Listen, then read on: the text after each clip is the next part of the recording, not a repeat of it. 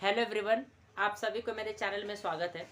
तो आज की वीडियो में मैं ये बताने वाला हूँ कि क्या हम एसएससी एमटीएस का जो एग्ज़ाम की तैयारी करते हैं सचमुच वो इतना आसान एग्ज़ाम है, या फिर हम लोग टेंथ समझकर उस एग्ज़ाम को केवल फॉर्म भरते हैं और फिर इस बार जो है बहुत ज़्यादा कंपटीशन होने के कारण नहीं हो पाता और फिर हम लोग निराश हो जाते हैं और हम लोग बड़े एग्ज़ाम की तरफ देखते भी नहीं है।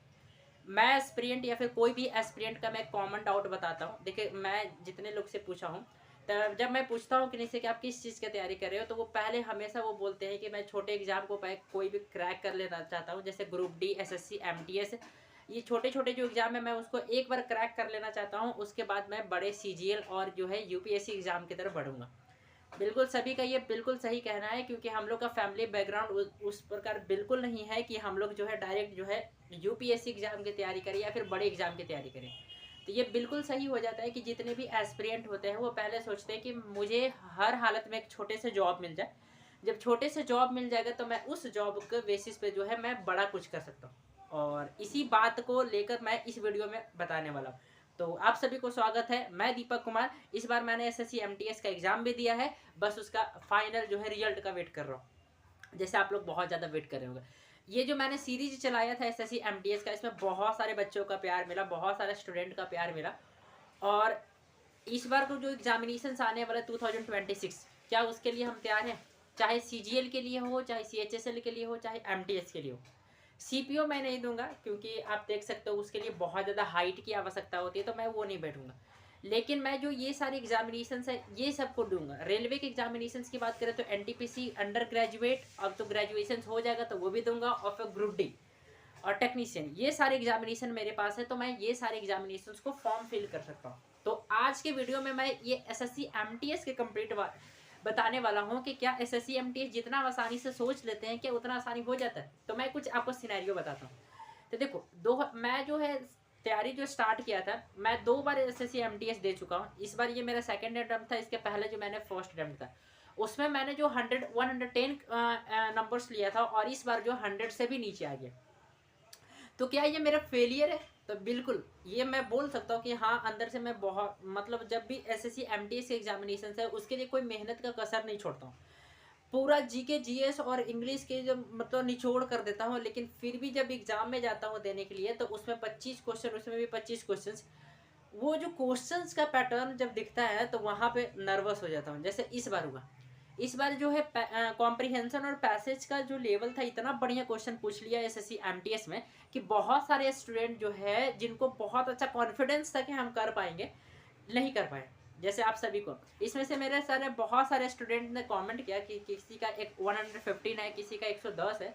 तो जिनका भी 110, 115, 120 है, congratulation to all of you are, ये हो जाएगा। लेकिन अगर इसमें धोखाधड़ी नहीं हुआ तो, लेकिन क्योंकि यहाँ पर मैंने एक देखा था कि इसमें एक ये भी रिजल्ट पाया गया है कि इसमें धोखाधड़ी भी हुआ। मतलब कहने का मतलब होता है कि 150 में से 150 भी मार्क्स आए हैं, तो ये कैसे पॉसिबल है? बाकी ठीक है, देखते हैं फाइनल रिजल्ट की तरफ जो भी दिखता है तो वो सही है। लेकिन तो ठीक है, ये तो बहुत इंपॉर्टेंट है। लेकिन सबसे इम्पॉर्टेंट होता है कि क्या हम एसएससी एमटीएस के ही भरोसे बैठे? तो बिल्कुल नहीं। एसएससी एमटीएस हमेशा याद रखिए, क्योंकि मैंने कितनों लोगों से सुना कि जिनका एसएससी एमटीएस एग्जाम नहीं निकला था लेकिन वो सीजीएल क्रैक कर गया, उनका एसएससी एमटीएस नहीं निकला था वो सीएचएसएल क्रैक गया।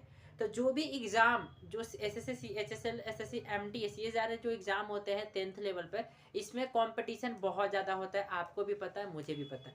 कैसे, मैं बताता हूँ। जैसे जो भी एसएससी एमटीएस का एग्जाम होता है उसमें जो 10th के बच्चे बैठते हैं, 12th के बच्चे बैठते हैं, ग्रेजुएशन के बच्चे बैठते हैं, इवन जो सीजीएल भी क्वालिफाई सीजीएल जो दे चुके हैं उनको अभी रिजल्ट का वेट कर रहे हैं, वो भी देते हैं। जैसे मैंने इस बार देखा, जब मैं सेंटर पे पहुंचा हुआ था तो एक भैया का 323 नंबर आया हुआ था, और वो भी आकर जो है एसएससी एमटीएस दे रहे थे। तो आप सोच सकते हो कि हम लोग का अगर एसएससी एमटीएस के केवल भरोसे पर हम लोग एग्जाम को दे रहे हैं, तो हम लोग का तुलना उनसे है जो 323 नंबर लाकर सीजीएल जैसे एग्जामिनेशन में, वो भी मेंस में, और यहाँ पे एसएससी एमटीएस दे रहे हैं। तो आप सोच सकते हो। ऐसा नहीं बोल रहा हूँ कि एसएससी एमटीएस कोई ख़राब जॉब, बिल्कुल नहीं। एसएससी एमटीएस बहुत बढ़िया जॉब है और ये बेस के लिए बहुत बढ़िया है। अगर ये एसएससी एमटीएस एक बार हो गया तो आप कोई भी बड़े बड़े एग्जामिनेशंस की तैयारी इसके बेस पे कर सकते हो। और हम लोग का टारगेट है, मेरा टारगेट है, आप सभी का टारगेट है कि हर हालत में मुझे इस बार एसएससी एमटीएस निकालना है। तो क्या एसएससी एमटीएस के लिए अभी से तैयारी करना पड़ेगा, या फिर लास्ट में जो पिछले बार गलती की है कि लास्ट में 3-4 महीने खूब पढ़े खूब पढ़े खूब पढ़े, लेकिन फिर भी उतना फाइनल जितना हम चाहते थे उतना नहीं आ पाया, वही गलती इस बार करना चाहते हैं या फिर कुछ अच्छा करना चाहते हैं? तो मैं बताने वाला हूँ कि देखो, सबसे फर्स्ट ऑफ ऑल इम्पॉर्टेंट है, आप जो है ना जो भी पढ़ो यहाँ स्टार्टिंग से पढ़ो। आप ये बिल्कुल मत सोचो कि मुझे हर हालत में एसएससी एमटीएस ही निकालना है। आप सोचो कि मुझे सीजीएल निकालना है, आप सोचो कि मुझे सीजीएल के लिए पढ़ना है। जब आप सीजीएल के लिए पढ़ोगे 101% वो एसएससी एमटीएस के लिए कारगर होगा। मैं इस बार से कोई गलती नहीं करना चाहता हूँ, मैं इस बार से सीजीएल लेवल का पढ़ रहा हूँ, मतलब कॉम्प्रिहेंशन लंबा लंबा पढ़ रहा हूँ, पैसेज जो है लंबा लंबा पढ़ रहा हूँ, वोकैब जो है बहुत ज़्यादा याद कर रहा हूँ। तो ये सारी चीज़ें जब शुरू स्टार्टिंग से करते जाएंगे ना, तो एसएससी एमटीएस के एग्जाम आते आते तक पूरा एकदम बहुत बढ़िया हो जाएंगे। और इस बार नहीं क्रैक होगा, ऐसा हो नहीं सकता। पिछले बार मुझसे गलतियां हुए थे, लेकिन इस बार कोई गलती नहीं छोड़ूंगा, कोई चांस नहीं दूंगा। लास्ट में मैं वो नहीं दिखूंगा कि मैराथन, बिल्कुल नहीं भाई, वहां से दिमाग जो है ना हैमर्स हो जाता है, तब मैं वो बिल्कुल नहीं करूँगा।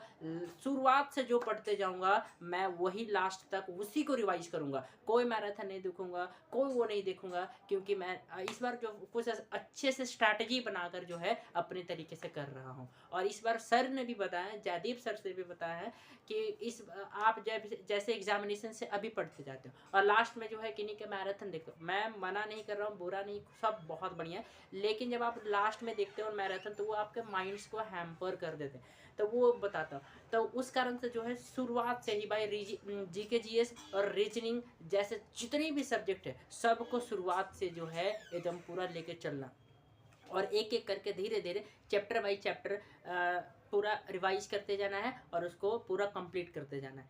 तो आपसे लग जाना है।